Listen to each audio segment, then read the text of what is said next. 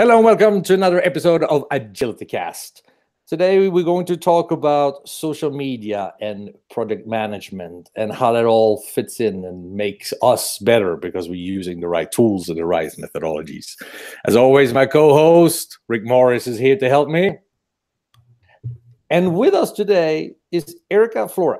She's CEO of an IT consulting firm called Beyond 20. She's super smart, and she was recently nominated again as the most influential social media person in PPM. You should follow her on Facebook, Instagram, and Twitter. She's at Erica Flora, and she always has something good to say. So welcome to the show, Erica. Thank you. Glad to be here.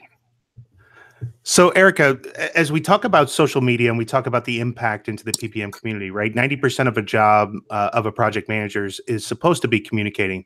How do you see social media starting to influence that, or is there an influence right now in social media and project communications? Yeah, so that's a good question. I think that it's giving us a lot more avenues by which to communicate. So, I use, when it comes to pure social media, I use a lot of LinkedIn. I've met new people. I've found lots of knowledge that way. I think social media can be a good place to find knowledge, to share knowledge. Internally, there's so many more tools that we have at our disposal. Our team internally uses a lot of not only face-to-face communication, and obviously face-to-face is best, but we have folks all over the country. So we communicate a lot through Slack, through video. So yeah, just lots and lots of different ways to kind of meet people where they're at. Do you see companies starting to develop a social media strategy and how they communicate? Now, and I'll give you an example of what I'm talking about. For instance, Slack. I'll walk into a large organization and I'll see that 4 or 5 departments have all picked their own tool that they're communicating with, so that it becomes more silo-based versus everything that we're typing is going to that greater whole. Do you see that it's starting to become more and more of a factor where there has to be some sort of social media strategy and communication? So if you're talking about like within an organization or is that both? Yeah. So let's talk internal first. I'm seeing a lot more organizations go to these like collaborative tools. Certainly they've been around for a long time, and it's a way to get a quick answer. But I'm also seeing, and there's studies that have come out saying that people tend to, instead of getting up and going to talk to somebody down the, like 5 feet away, that it's much easier just to ask them in a tool. And so I think that from an organizational perspective, and one of the things that we think about is how do we make sure that people are actually collaborating face-to-face and they don't hide behind tools? And I think that's a great point around organizational culture, right? The culture of either having that collaborative environment, because the intent of the tool is supposed to be more collaborative, but we actually are seeing the reverse of that in a lot, especially around creativity and decision making. So what would you suggest people do to help combat that culture? Oh man. So when it comes to creativity, that's really difficult to do with tools.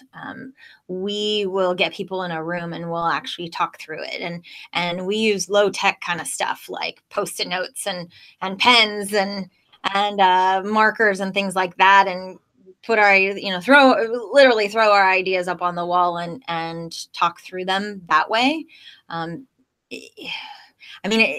Tools are good for, hey, can you help me answer this question? Or hey, what are some different ways I can tackle this? But when you're actually like trying to brainstorm and stuff like that, there are some tools that can help you with that. But, and I've seen them, in fairness, I've seen some collaborative tools work well for virtual teams where that is the only way you can get people physically into a room. But when you're together, it's good to get together. So for us, I don't know that it's necessarily a strategy that we've put in place, other than we've created an environment where it's a lot easier for people to get together.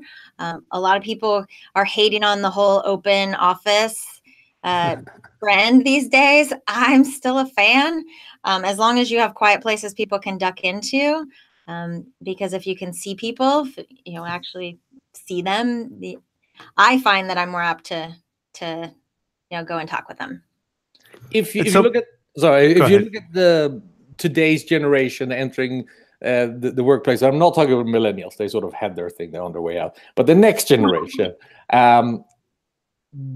like my daughters, for example, to them, this is social media and collaboration that we talk about as we found something. Look at this, is something they're born with, and so they're going to expect it. Is this a cultural change? Because I know there's also a lot of people my age who do not necessarily enjoy to use collaboration tools, that they rather walk over or email. Email is still the #1 collaboration tools among baby boomers and Generation X.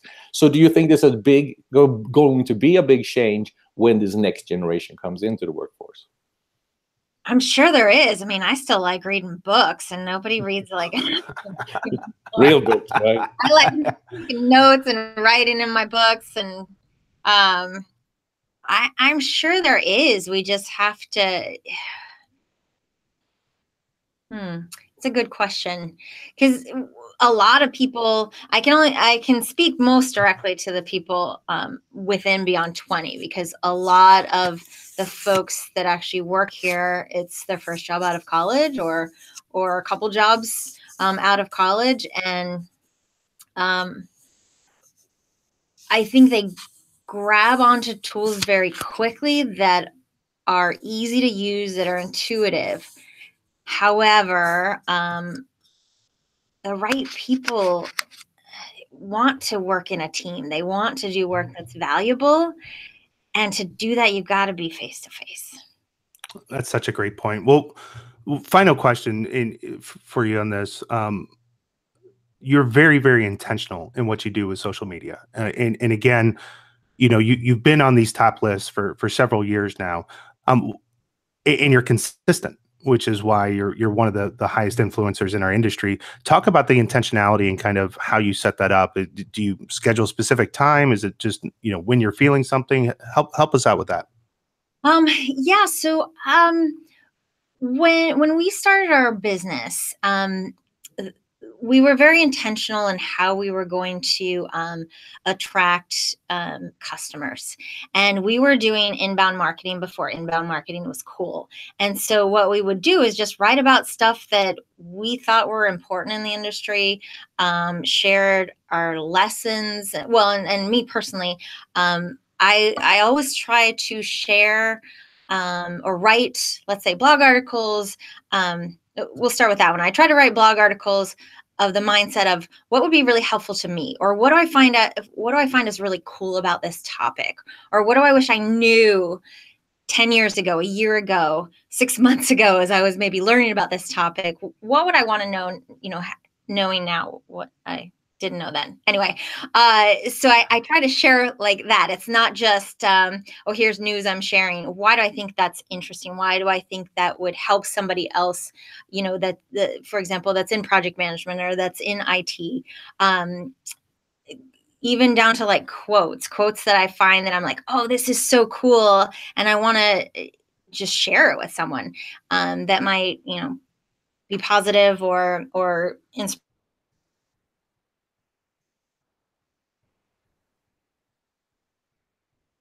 I think she froze. Yep, we lost her. That's all right. Yeah. So she was singing. Oh, there she's back. Okay. Well, now you froze her for a second, but that's okay. But thank you, Erica. I myself think that marketing department should transform itself into more like newsroom and constantly pumping information out there, because the people are starving for that, especially in today's days. So it was great having you here. Maybe we can do this again and spend more time around it, because we learned a lot. So thank you so much, Erica. Oh, thank you so much. Have a good one. And now we're going to take a look at Rick's Corner, where we talk about books and apps and other fun things like today. Yeah, for sure. And today I've got something just very fun and kind of off the wall to share. But I help and teach junior achievement. And as you look to try to connect with high school seniors, it's very difficult. So I brought them up to speed on a project that I get an incredible opportunity to help with. But I'm the executive producer of the official Mickey Mouse Club 30-year reunion. And so we're, a lot of these people that I'm working with have never done project management. Really, some of the business etiquette isn't there, those kinds of things. And so we have this great ability to help influence this event. So it's basically like a Comic-Con or Dragon Con that we're doing in May in Orlando.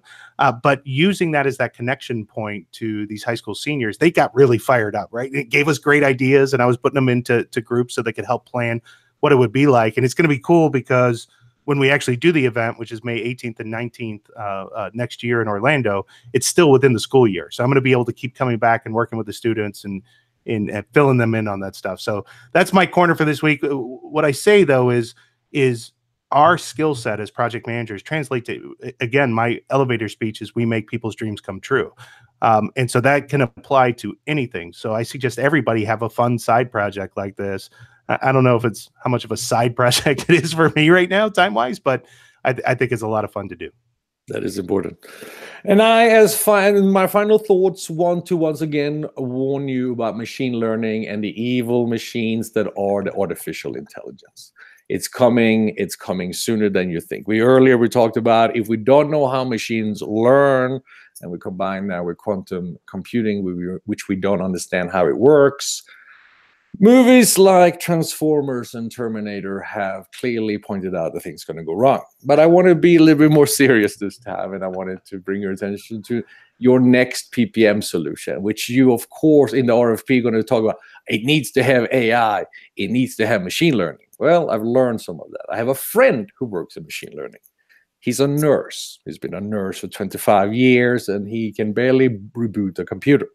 But they hired him because only he can teach the computer how to read charts. He's been around doctors and nurses and patients all his life. He knows what terms means and what they use and when they used.